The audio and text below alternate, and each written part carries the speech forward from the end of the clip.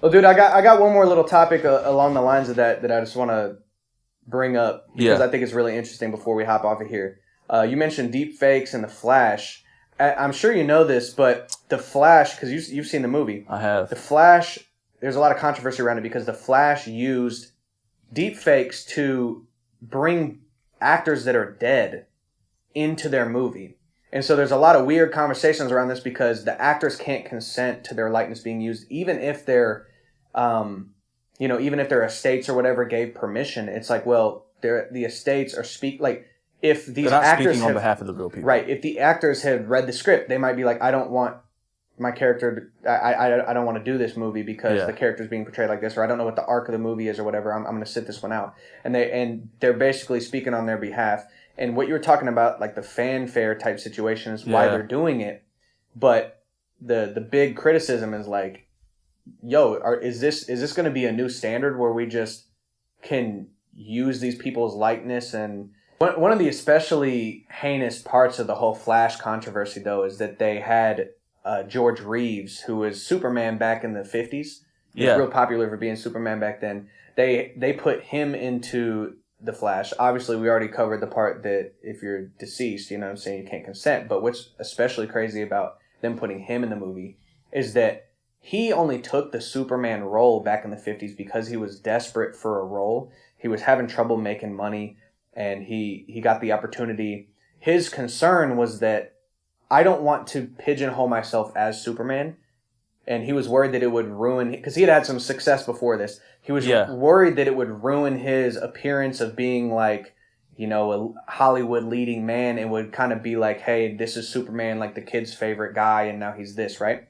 And his concerns were valid because as it goes, he did several Superman... I think it was a TV show, actually. But he played Superman, and then after that, he could not get any work. And on top of that, he wasn't making very much money to boot. So it couldn't get work because the executive was like, yo, like, you are Superman. And so it's going to be hard for... To the kids. Yeah, and it's going to be hard for us to cast you in a serious movie when people are only going to see Superman. And, bro, that part of the equation and the fact that he couldn't get work and didn't have enough money, bro, led him to commit suicide. He killed himself because he was so stuck in the role as Clark Kent and Superman? I can't say if that's the direct reason. There's a lot of speculation about that, but the reality is I'm sure that the stress about that he experienced was, and his regrets about being Superman, how it kind of took his career in Hollywood, resulted in him having, depression and anxiety around some of those things. And, I'm sure it was a big contributing... I mean, your career is a big part of your life. So I'm sure it was a big contributing factor to him committing suicide. Also, there's controversy around his suicide. Some people think he didn't commit suicide, and there was some weird stuff going on. But if he did commit suicide, rest in peace, because of his frustrations with being pigeonholed as Superman, and then the Flash movie casts him as Superman without his consent, it's especially kind of demented heinous and twisted. Yeah, it is. With the whole thing. Here's what I gotta say. I gotta say that no, let's just not use dead people.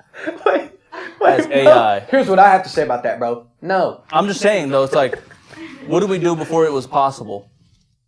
Yeah, no, you recast. We didn't do it. Yeah. So it's like, we got new technology. Let's just make a Michael Jackson album. No. Yeah. We don't have, that's not like, it's morally wrong to do these things. Yeah. The state does not represent that man as an individual. Yeah. He's the dead one. Yep. You know what I mean? Yep. Like, the estate, they probably got a little check from it, I'm sure. Mm-hmm. But, bro, come on. We don't have to do that. It was cool. I did not know that. I watched the Flash movie, seen it. I was like, oh, that's the dude from I remember seeing those as, just images and old footage of that show or movie. And I was like, oh, it's cool seeing him. I wish I would have known. Yeah. I would have walked out of the theater or throw a grenade at the screen or something. You know what I mean? I would have done something. Yeah, you would have gone Ron Perlman on him. I would have Ron Perlman the executives. Yeah, you'd have told him, I know where you live, bitch. Yeah, I know. We all know where the executives live. All you have to do is drive to Beverly Hills. That's not a flex. Yeah, baby, need top 5 when I'm done going mental.